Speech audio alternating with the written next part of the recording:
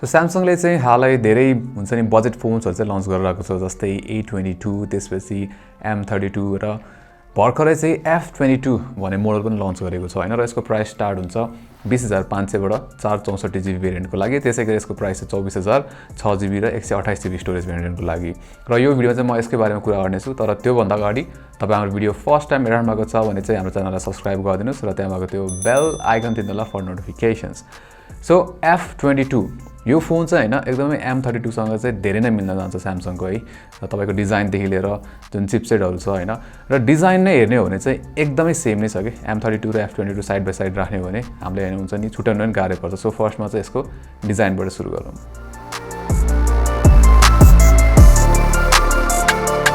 अब डिजाइन चाहिँ मैले भनिहालेँ M32 सँग एकदमै मिल्न जान्छ हैन अब पछाडीपट्टि हेर्ने हो भने जुन यो क्यामेरा कटआउट छ नि क्यामेरा मोडुल त्यो पनि सेम नै छ र अगाडिपट्टि पनि जुन नच दिएको छ त्यो पनि सेम नै हो हैन त्यसपछि हुन्छ नि यसमा चाहिँ के डिफरेन्ट छ भन्दाखेरि यसको फिनिश सो पछाडीपट्टिको जुन यो प्लास्टिक फिनिश छ त्यसमा चाहिँ अलिकति म्याट फिनिश दिएको छ यसमा हैन र त्यो चाहिँ मलाई मन पर्छ है कम्पेयर टु M32 त्यसैगरी यसमा चाहिँ अब साइड माउन्टेड फिंगरप्रिन्ट नै हो है यसमा चाहिँ फिंगरप्रिन्ट सेन्सरले राम्रो काम गर्छ एकदमै फ्लुइड छ र कन्सिस्टेन्सी पनि राम्रो छ यसको न त डिजाइन ओभरअल चाहिँ M32 सँग एकदमै मिल्न जान्छ अब डिस्प्लेको कुरा गर्दाखेरि चाहिँ यसमा हामीले 6.4 इन्चको सुपर AMOLED डिस्प्ले पाइरहेको छौं र यो चाहिँ 90 हर्ट्ज रिफ्रेश रेट भएको डिस्प्ले पनि हो हैन अब यो सुन्दाखेरि चाहिँ वाह हुन्छ नि प्राइस 20000 को लागि 90 हर्ट्ज रिफ्रेश रेट भएको डिस्प्ले भन्दाखेरि चाहिँ एकदम रमाइलो लाग्छ तर के कुरा बुझ्नु पर्छ भन्दा यसमा चाहिँ 720p मात्र दिएको छ रेजोल्युसन फुल एचडी चाहिँ छैन अब धेरै जस्तो फोन्स यो प्राइस रेन्जमा चाहिँ फुल एचडी नै हुन्छ हैन तर यसमा चाहिँ अब 90 हर्ट्ज रिफ्रेश रेट दिएकोले चाहिँ स्यामसङले यसमा 720p सुपर AMOLED प्यानलमा दिएको छ अब डिस्प्लेको एक्चुअल क्वालिटीको कुरा गर्ने हो भने चाहिँ 720p प्यानल भयो भने यसको कलरहरु चाहिँ राम्रो छ है एक्चुअली सो तपाईले कन्टेन्टहरु हेर्दाखेरि त्यस्तो हुन्छ नि भास्ट डिफरेन्स चाहिँ हुन्छ नि फिल चाहिँ हुँदैन 720p भयो भने मलाई चाहिँ राम्रो लाग्यो तर त्यही हो 1080p यो प्राइस रेन्जमा दिएको भए चाहिँ एकदमै राम्रो हुन्थ्यो त्यसैगरी यसको ब्राइटनेस ठिकै छ हैन नट ब्याड तर हुन्छ नि त्यस्तो सारो इम्प्रेसिभ पनि छैन त्यसैगरी के छ भन्दाखेरि 90 हर्ट्ज को स्मुथनेसले गर्दाखेरि चाहिँ फोन चाहिँ हुन्छ नि फ्लुइड फिल हुन्छ के तपाईले नेभिगेट गर्दाखेरि चलाउँदाखेरि अब अभियसली जुन एक्सपेन्सिभ फोन्सहरु छ त्यो जस्तोको राम्रो चाहिँ हुँदैन यसको जुन हाई रिफ्रेश रेट छ तर त्यही पनि यो प्राइसको लागि चाहिँ एकदमै राम्रो छ हुन्छ नि त्यसले गर्दा चाहिँ फोन पनि एकदमै परफर्मेन्स राम्रो हो कि जस्तो लाग्छ के अब परफर्मेन्सकै कुरा गर्दाखेरि चाहिँ यसमा चाहिँ MediaTek को Helio G80 भन्ने चिपसेट दिएको छ र त्यसैगरी मैले युज गरिरहेको भेरिएन्ट चाहिँ 6128GB भेरिएन्ट हो र त्यसले गर्दा पनि होला र्याम भएको कारणले धेरै भएको कारणले चाहिँ हुन्छ नि फोन चाहिँ एकदम फ्लुइड छ के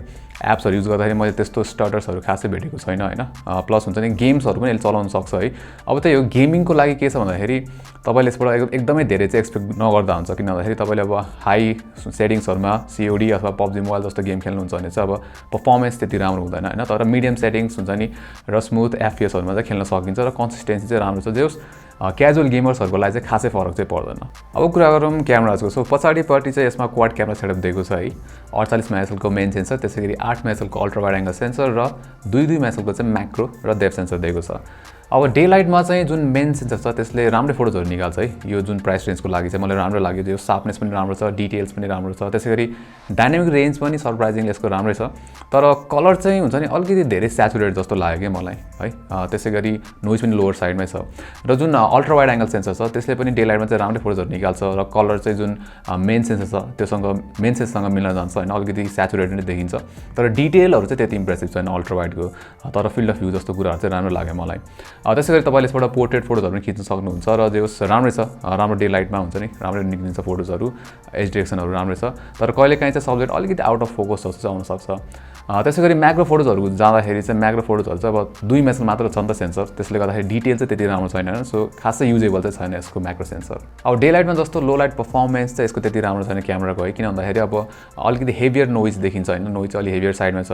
त्यसैगरी एक्सपोजर पनि त्यति राम्रो छैन र कहिलेकाहीँ चाहिँ फोटोजहरु अलि ब्लर पनि आइदिन सक्छ अब नाइट मोडले हेल्प चाहिँ गर्छ हुन्छ नि एक्सपोजर राम्रो बनाउनलाई तर हुन्छ नि त्यसले गर्दा चाहिँ फोटो अलि सफ्ट र डिटेलहरु पनि अलिकति थोरै देखिन्छ है त्यसैगरी अब यसमा चाहिँ अगाडिपट्टि 13 मेगापिक्सलको चाहिँ सेल्फी क्यामेरा दिएको छ र फोटोजहरु चाहिँ एक्चुअली राम्रो छ है डे लाइटमा फेसको फेस टोन पनि राम्रो छ त्यसैगरी डिटेल्स पनि राम्रो देखिन्छ र डायनामिक रेन्ज पनि राम्रो छ र तपाईले यसमा अब सेल्फी पोर्ट्रेट पनि खिच्न सक्नुहुन्छ र डिसेन्ट नै छ सेल्फी पोर्ट्रेट पनि त्यसपछि कुरा गरौँ भिडियोजहरुको र यसमा चाहिँ तपाईले म्याक्सिमम 1080p 30 fps सम्म चाहिँ भिडियो खिच्न सक्नुहुन्छ र यसको मलाई हुन्छ नि कलर चाहिँ अलि स्याचुरेटेड साइडमै छ है तर ठिकै छ अब कसैलाई मन पर्न सक्छ कसैलाई मन नपर्न सक्छ तर डिटेल ठिकै छ भने डाइनामिक रेन्ज चाहिँ अब जुन डार्कर साइडको डिटेल्सहरु चाहिँ त्यति राम्रो देखिदैन तर मुभहरु गर्दाखेरि प्यानहरु गर्दाखेरि पनि स्मुथ नै छ हल्का हल्का जिटर देखिन्छ तर ओभरअल यो बजेटको लागि राम्रो छ भिडियोजहरु पनि अब यसको one of the best feature भनेको चाहिँ यसको 6000 mAh को ब्याट्री सो यसको जुन ब्याट्री छ त्यसको एन्ड्युरेन्स चाहिँ एकदमै राम्रो छ हैन मैले एभरेजमा पनि हुन्छ नि 8 देखि 9 घण्टासम्मको चाहिँ स्क्रिन अन टाइम पाएको थिएँ 90 हर्ज मा युज गर्दाखेरि पनि सो तपाईले 2 दिनसम्म चाहिँ चलाउन सक्नुहुन्छ यसलाई मोडरेट युज गर्दाखेरि पनि अब चार्जिङमा चाहिँ त्यति दामी छैन किन भन्दाखेरि अब 15 वाटको फास्ट चार्जिङ दिएको छ बक्समा हैन र त्यसले चाहिँ अब 2 घण्टा 20 मिनेट भन्दा अलिकति बेसी जस्तो लाग्छ चार्ज गर्नलाई आई थिंक जुन यो हेभी धेरै ब्याट्री दिएको फोनहरुमा चाहिँ Samsungले चाहिँ अबदेखि अलिकति फास्टर 25 वाट चार्जिङहरु दिइदिएको भए चाहिँ धेरै नै राम्रो हुन्छ त्यसैगरी यसमा चाहिँ अब हामीले Android 11 पाउँछौं One UI 3.1 र अब Samsungको one of the best offering भनेको नै यसको सफ्टवेयर एक्सपिरियन्स हो के मलाई चाहिँ जे लाग्छ हुन्छ नि सफ्टवेयर एक्सपिरियन्सले गर्दाखेरि चाहिँ Samsungको जुन बजेट फोन्स छ त्यो पनि एकदमै राम्रो फिल हुन्छ हैन त्यसैगरी अब F22 मा नि हामीले सेम एक्सपिरियन्स पाउँछौं धेरै राम्रो छ हैन एक्सपिरियन्स र यसमा चाहिँ अब नक सेक्युरिटी जस्तो फिचरहरु पनि दिएको छ Samsungले सो डेफिनेटली प्लस Samsungको चाहिँ के छ भन्दाखेरि सफ्टवेयरको अपग्रेड अथवा अपडेटहरु पनि राम्रो छ हैन सो त्यसले गर्दा पनि अलि अपिलिङ हुन्छ कि डिभाइसहरु चाहिँ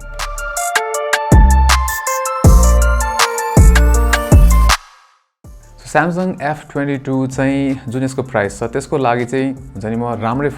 बजेट फोन चाहिँ भन्छु किन भन्दाखेरि यसले चाहिँ तपाईलाई 90 हर्ज को स्मुथनेस दिइराको छ हैन प्लस यसको ब्याट्री देखि लिएर क्यामेराहरु पनि राम्रै छ परफर्मेन्स पनि त्यति नराम्रो पनि हैन राम्रै छ परफर्मेन्स पनि हैन अब त्यही यसमा चाहिँ अब यो प्राइसमा 1080p डिस्प्ले चाहिँ दिन पर्ने भन्ने कुरा आउँछ हैन त्यो चाहिँ सही कुरा नै हो तर यसले चाहिँ अब 90 हर्ज पनि दिइराको छ हैन जुन चाहिँ अरु कम्पिटिसन्सहरुले चाहिँ खासै दिइराको छैन सो त्यो हेर्दाखेरि चाहिँ तपाईलाई अब एकदमै हुन्छ नि 90 हर्ज भएको स्मुथनेस भएको डिस्प्ले चाहिँ चलाउन मन छ भने डेफिनेटली F22 लिँदा चाहिँ राम्रो नै हुन्छ यो भिडियोमा चाहिँ यति नै राम्रो लाइक गर्नु होला प्लस शेयर पनि गरिदिनुस् र यस्तै कन्टेन्ट्सहरुको लागि चाहिँ हाम्रो च्यानललाई सब्स्क्राइब गर्नुस् र त्यहाँ भएको त्यो बेल आइकन थिच्नु होला for notifications until next time नमस्ते